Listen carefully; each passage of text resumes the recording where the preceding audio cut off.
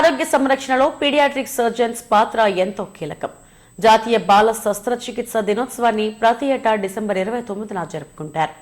బాలల శస్త్రచికిత్స నిపుణుల అంకితభావం, నైపుణ్యం, విశిష్ట సేవలను గుర్తు చేసుకుంటూ పీడియాట్రిక్ సర్జరీ డేను నిర్వహిస్తారు. రెయిన్బో హాస్పిటల్స్ తల్లి పిల్లల వైద్యం, పిల్లల శస్త్రచికిత్సల్లో అంతర్జాతీయ ప్రమాణాలతో సేవలందిస్తుంది.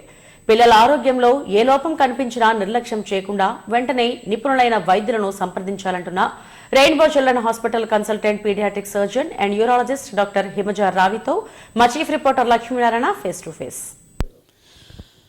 పిల్లల ఆరోగ్య సంరక్షణలో పీడియాట్రిక్ సర్జన్ల పాత్ర ఎంతైనా ఉంది.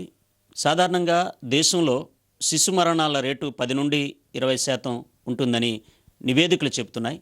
శిశు మరణాల రేటును తగ్గించడంలో పీడియాట్రిక్ సర్జన్ల పాత్ర కీలకంగా మారుతుంది. ప్రతి ఏటా డిసెంబర్ 29న జాతీయ బాల శస్త్రచికిత్స దినోత్సవంగా నిర్వహిస్తుంటారు. ఈ పీడియాట్రిక్ సర్జరీ డే సందర్భంగా మనతో మాట్లాడేందుకు Rainbow Hospitals consultant paediatric surgeon and urologist doctor Himaja Ravi మనతో ఉన్నారు. మేడం చెప్పండి, పీడియాట్రిక్ సర్జరీకి జనరల్ సర్జరీకి ఉన్న తేడా ఏంటి? అందరికీ నమస్కారం. నా పేరు డాక్టర్ హిమజా రావి. నేను consultant paediatric surgeon and paediatric urologist at Rainbow Children's Hospital Visakhapatnam. ఇవాళ మనం 29th డిసెంబర్ ప్రతి సంవత్సరం పీడియాట్రిక్ సర్జరీ డేగా సెలబ్రేట్ చేస్తాము. సో దీనికోసమని ఈ ప్రోగ్రామ్ మనం చేస్తున్నాం ఇవాళ. సో జనరల్ సర్జరీ ఏంటంటే పెద్దవాళ్ళలో సర్జరీ చేయడానికి మనకి జనరల్ సర్జరీ అనే బ్రాంచ్ ఉంటుంది.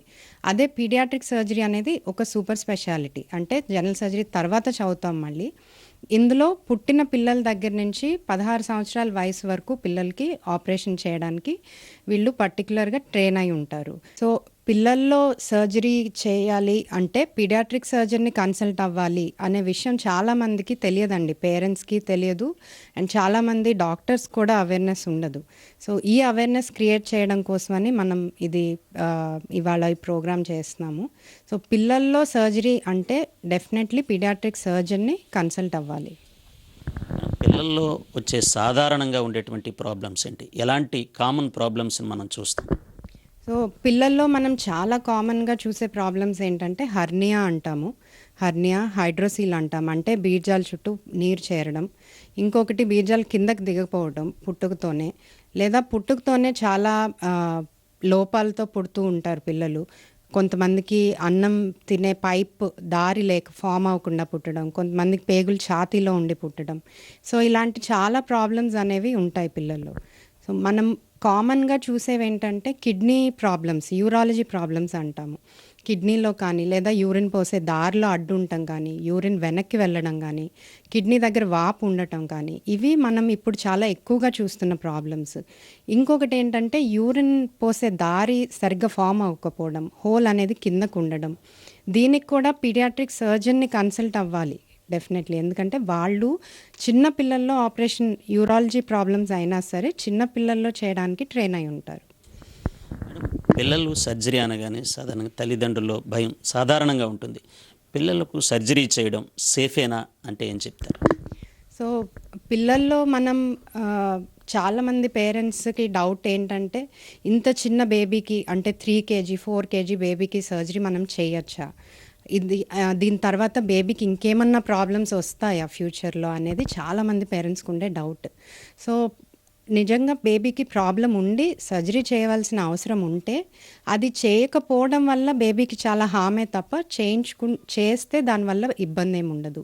ఇందాక మనం మాట్లాడుకున్నట్టు హర్నియా, హైడ్రోసిల్ కామన్గా చూసే ప్రాబ్లమ్స్కి సర్జరీ చేస్తే తర్వాత పిల్లలకి లైఫ్లో వేరే ప్రాబ్లం అంటూ ఏమి ఉండదు, వాళ్ళు చాలా హ్యాపీగా ఉంటారు. అండ్ మనం పిల్లల్లో ఇచ్చే మత్తు వల్ల కానీ దీనివల్ల కానీ వాళ్ళకి ఫ్యూచర్లో ఎటువంటి ప్రభావం ఉండదు దానివల్ల.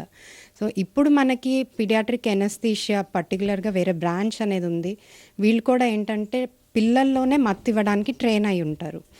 సో వాళ్ళకి పిల్లల్లో ఎలా సేఫ్గా మనం మత్తు ఇవ్వాలి, తర్వాత వాళ్ళకి సర్జరీ తర్వాత ఉండే పెయిన్ ఎలా మేనేజ్ చేయాలి, ఇవన్నీ మనం వాళ్ళు బెటర్గా చేస్తారు. కాబట్టి మనం పిల్లల్ని హ్యాపీగా సర్జరీ అయినా సరే సేమ్ డే కూడా ఇంటికి పంపించేటట్టు చేయగలుగుతున్నాం ఇప్పుడు.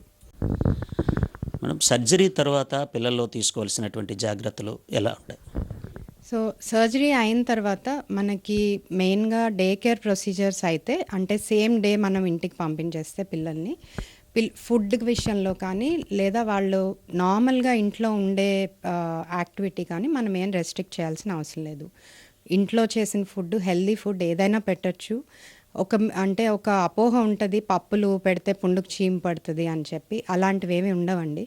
సో మనకి సర్జరీ తర్వాత పుండు మానడానికి మెయిన్ కావాల్సింది ప్రోటీన్. సో ఆ ప్రోటీన్ అనేది మనకి పప్పుల్లోనే వస్తుంది. సో అవి పెట్టడం మనకి పిల్లలు రికవర్ అవ్వడానికి చాలా హెల్ప్ అవుతుంది. సో ఫుడ్ రెస్ట్రిక్ట్ చేయకూడదు, అన్నీ పెట్టాలి, హెల్దీ ఫుడ్ ఏదైనా. అండ్ ఇంట్లో కూడా చాలామంది పేరెంట్స్ బెడ్ రెస్ట్లో ఉంచాలి పిల్లల్ని, వాళ్ళు కదిలితే కుట్లు ఊడిపోతాయి లేదా మెట్లు ఎక్కకూడదు, ఇలాంటి అపోహలు కూడా ఉంటాయి. సో ఇవన్నీ చేయాల్సిన అవసరం ఏం లేదు. చిన్న ప్రొసీజర్స్ ఇలా సేమ్ డే ఇంటికి వెళ్ళిపోయేవి, ఇలాంటి ప్రొసీజర్స్లో పిల్లలు వాళ్ళు కంఫర్టబుల్గా తిరుగుతున్నా నడుస్తున్నా వాళ్ళని తిరగనిస్తేనే వాళ్ళు తొందరగా కోలుకుంటారు. ఇలా కాకుండా మనం పెద్ద ప్రొసీజర్స్ లేదా కాంప్లెక్స్ సర్జరీస్ అవి చేసినప్పుడు హాస్పిటల్లోనే ఎక్కువ రోజులు ఉండాల్సిన అవసరం ఉంటుంది. వాళ్ళు రికవర్ అయ్యాకే మనం ఇంటికి అనేది పంపిస్తాం. అప్పుడు వాళ్ళకి తగ్గట్టు పీడియాట్రిక్ సర్జన్ ఎలాంటి గైడెన్స్ ఇస్తే అవి ఫాలో అయితే సరిపోతుంది. పీడియాట్రిక్ సర్జన్గా తల్లిదండ్రులకు మీరు ఇచ్చే మెసేజ్ ఏంటి? పిల్లలకి సర్జరీ చేయవలసిన అవసరం ఉండి వాళ్ళు ఇబ్బంది పడుతుంటే వాళ్ళకి సర్జరీ చేయాలి అనే అడ్వైస్ ఇస్తే డెఫినెట్లీ అది డిలే చేయకుండా చేయించడం అనేది చాలా ఇంపార్టెంట్. అశ్రద్ధ చేసి అది ఇంకా ఇబ్బంది అయ్యి, ఇప్పుడు హర్నియా ఉందనుకోండి, అది బయటకు వచ్చి అడ్డుపడిపోయి ఎమర్జెన్సీ అయిపోయి ఇలా మనం నెగ్లెక్ట్ చేయడం వల్ల అలా వచ్చే కాంప్లికేట్ అయ్యి మనం దాన్ని మేనేజ్ చేయడం కన్నా మీరు ముందే మా దగ్గరికి తీసుకొస్తే ఇంకా బెటర్ సక్సెస్ కానీ సర్జరీ తర్వాత అవుట్కమ్ కానీ చాలా బాగుంటుంది. సో సర్జరీ అని చెప్పగానే భయపడో లేదా యాంగ్జైటీ ఫీల్ అయ్యో దాన్ని పోస్ట్పోన్ చేయడం అనేది చేయొద్దు. డెఫినెట్లీ ఒపీనియన్ తీసుకోండి, అవసరమైతే ఇంకో 2-3 కలవండి. సర్జరీ అవసరం పడితే అది తప్పకుండా చేయించాలి మనం. ఇంకొకటి సర్జరీ తర్వాత తీసుకునే జాగ్రత్తలు కూడా ఇందాక నేను చెప్పినట్టు ఆపరేషన్ తర్వాత వచ్చే పుండు కానీ దాని స్కార్ వల్ల కానీ పేరెంట్స్ చాలామంది ఇప్పుడే స్కార్ ఉంటుంది పిల్లల్లో అని ఫీల్ అవుతూ ఉంటారు. ఇప్పుడు మనకి అడ్వాన్స్గా వచ్చిన సూచర్స్ కానీ లేదా టెక్నిక్స్ కానీ ఇవన్నీ ఏంటంటే పిల్లల్లో చాలా మినిమల్ స్కారింగ్ అనేది ఉంటుంది. సో మనం కాస్మెటిక్గా కూడా బెటర్ అవుట్కమ్ అనేది ఇవ్వగలుగుతున్నాం ఇప్పుడు. సో ఇవన్నీ మైండ్లో ఉంచుకొని పిల్లలకి ఏది మంచిదైతే అది చేయించాలని పేరెంట్స్ని కోరుకుంటున్నాను. Thank you. అధునాతన వైద్య సదుపాయాలు అందుబాటులో వచ్చాయి. రెయిన్బో హాస్పిటల్స్ తల్లి పిల్లల వైద్యంలో, పిల్లల శస్త్రచికిత్సల్లో, నవజాత శిశువుల సంరక్షణ చికిత్సల్లో అంతర్జాతీయ ప్రమాణాలతో వైద్య సేవలు అందిస్తున్నాయి. పిల్లల విషయంలో చాలా జాగ్రత్తలు తీసుకోవాల్సిన అవసరం ఉంది. ఏమాత్రం ఆరోగ్య సమస్యలు తలెత్తినా వైద్యులను సంప్రదించాలి. శస్త్రచికిత్స చేయాల్సిన పరిస్థితి వస్తే పీడియాట్రిక్ సర్జన్లు సంప్రదించాలి. అలక్ష్యం చేస్తే అది చాలా ప్రమాదాలకు దారితీసే అవకాశం ఉంది అని చెప్తున్నారు డాక్టర్ హిమజ. వీడియో జర్నలిస్ట్ గయాస్తో లక్ష్మీనారాయణ, SDV న్యూస్, విశాఖపట్నం.